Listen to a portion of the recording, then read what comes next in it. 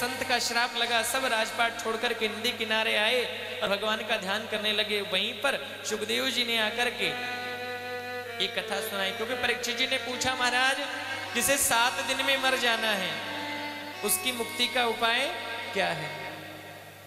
अरे हमें भी तो 7 ही दिन मिले हैं। सुखदेव जी कहते हैं राजन ये तुम्हारा ही प्रश्न नहीं, ये पूरी दुनिया का प्रश्न है। अरे हमको भी 7 दिन मिले हैं, रविवार, सोमवार, मंगलवार, बुधवार, गुरुवार, शुक्रवार और अरे किसी के लिए 8वां दिन तो आता नहीं महाराज। अब इन 7 दिनों में से पता नहीं कौन सा जन्मदिन हो जाए, कौन सा मरण दिन हो जाए महाराज। सुखदेव जी कहते हैं राजन जिसको मरना है ना उसकी मुक्ति का उपाय एक ही है कि सब छोड़कर के मन परमात्मा के चरणों में लगा दे। तो ये भागवत के आचार्य हैं श्री सुखदेव जी महाराज। दूसरे श्लोक में सुखदेव जी को प्रणाम किया। बोलिए सुखदेव जी महाराज की जय हो। अब देखो जिस प्रकार आप आज नारनौल में सत्यनारायण मंदिर में बैठ के कथा सुन रहे हैं, हम यहाँ कथा सुना रहे हैं। एक बात है, नारनौल में जब कथा होती है ना तो मुझे ये नहीं लगता कि किसी स्टेज पे बैठ के कथा सुना रहा हूं। नारनौल में जब कथा होती है मुझे ऐसा लगता है अपने परिवार के बीच में ही बैठ करके कथा कर रहा हूं महाराज। अरे कथाएं तो बहुत होती हैं, दूर दूर चलती है ना। अभी कोटपुतली पूरा हुआ, फिर गुड़गांव आरंभ हो जाएगा, फिर टाइगर क्लब में आरंभ हो जाएगा, फिर गंगानगर चले जाएंगे। कथाएं तो चलती रहती हैं देश में, विदेश में, बाहर में, शहर में, गांव में। लेकिन नारनौल में होती है ऐसा लगता है पूरा परिवार ही, घर के लोग ही बैठ के कथा सुन रहे हैं, क्योंकि जिनके बीच में खेल करके कूद करके बड़े हुए महाराज उनको ही कथा सुना।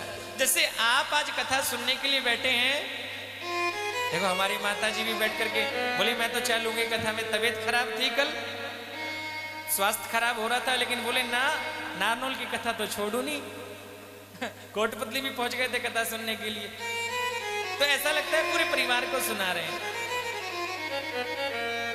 जैसे आप आज यहाँ पर कथा सुनने के लिए बैठे हैं, वैसे ही पुराणों की कथा के लिए, कथा श्रवण के लिए एक बड़ी पावन भूमि है। उसका क्या नाम है? क्या बात है, नैमिषारण्य। आपने कितने पुराणों की कथा होगी, सुनी होगी, देखी होगी, पढ़ा होगा, तो उसमें यही बात आती है कि एक समय नैमिषारण्य में 88,000 सौनकादि ऋषियों ने सूत जी से पूछा। महाराज 88,000 ऋषि रहते हैं शौनक आदि, जिनके जीवन का लक्ष्य है केवल कथा, केवल कथा। एक पुराण की कथा पूरी होती है तो दूसरे पुराण की कथा आरंभ, दूसरे पुराण की कथा पूरी हुई तो तीसरे पुराण की आरंभ, तीसरे पुराण की कथा पूरी हुई तो चौथे पुराण की कथा आरंभ। कभी किसी को वक्ता बना करके बैठ जाते हैं, कभी किसी को वक्ता बना करके बैठ जाते हैं। कहते हैं आज ये ऋषि अपने नित्य कर्म से निवृत्त हुए। अब देखो ये ऋषि बड़ी लंबी उम्र वाले हैं। ये 88,000 ऋषि जो हैं इनके अंदर कोई 100 साल का है, कोई 500 वर्ष का है, कोई 1000 वर्ष का है, कोई 10,000 वर्ष का है, कोई 1 लाख साल का है, 1 लाख वर्ष का महाराज। बड़ी लंबी उम्र वाले ऋषि हैं। आज अपने नित्य कर्म से निवृत्त हुए तो उनके बीच में एक 16 साल के युवा संत पधारे। एक 16 साल के युवा संत पधारे हैं। और जैसे ही 16 साल के युवा संत पधारे, सभी बड़े बड़े ऋषियों ने उनके चरणों में प्रणाम किया। उनका नाम है सूत जी महाराज।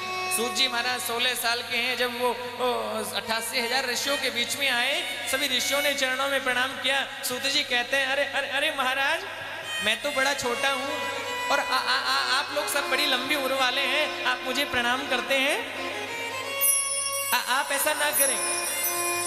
महाराज बड़ी बड़ी लंबी उम्र वाले कहने लगे हे हे हे हे महाराज, हे सूत जी, देखो कोई तन में बड़ा होता है, कोई धन से बड़ा होता है, कोई तन से बड़ा होता है, कोई धन में बड़ा होता है, कोई बल में बड़ा होता है, कोई आयु में भी बड़ा होता है।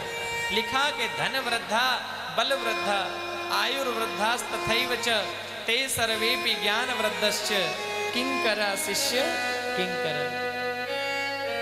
कोई महाराज धन में बड़ा होता है, कोई बल में बड़ा होता है, कोई आयु में भी बड़ा होता है, लेकिन महाराज असली में बड़ा वो नहीं होता, बड़ा तो वो होता है जो ज्ञान में बड़ा होता है। क्योंकि लिखा ना कि बड़े हुए तो क्या हुआ जैसे पेड़ खजूर, बड़े हुए तो क्या हुआ जैसे पेड़ खजूर, पंछी को छाया नहीं फल लागे अति दूर, पंछी को छाया नहीं फल लागे अति दूर, हो पंथी को छाया नहीं फल लागे अति दूर, पंछी को छाया नहीं फल लागे अति दूर।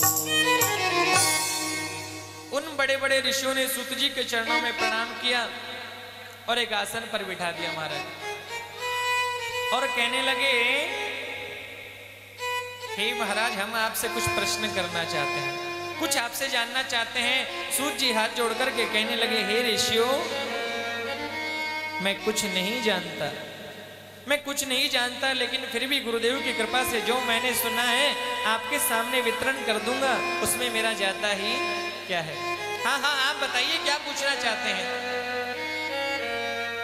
तो कितना सुंदर प्रश्न सोनकांत ऋषियों ने किया।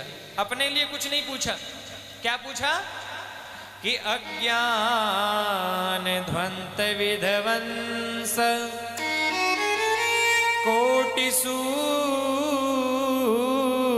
समप्रभा, सूताख्या ही कथा सारम मम कर्णे रसायन। क्या मतलब? हे सूत जी महाराज, आपका ज्ञान अंधकार को दूर करने के लिए, अज्ञान रूपी अंधकार को दूर करने के लिए करोड़ों सूर्यों के समान है, इसलिए हम आपके चरणों में प्रणाम करते हैं। आप कोई ऐसी कथा बता दीजिए हमें, कैसी कि जिसके सुनने से सब दुख दूर हो जावे, और कैसी हो? कृष्ण है प्राप्ति करम शाश्वत, जिसके सुनने से भगवान की प्राप्ति हो जाए, और पवित्र ही नहीं, पावना नाम च पावनम, जो पवित्र ही नहीं बल्कि पवित्र को भी पवित्र बनाने वाली हो, जो पवित्र को भी पवित्र बनाने वाली हो, ऐसी कथा सुनाइए जिसके सुनने से सब दुख दूर हो जाए और भगवान की प्राप्ति हो जाए। कोई ऐसी कथा हमें सुना दीजिए।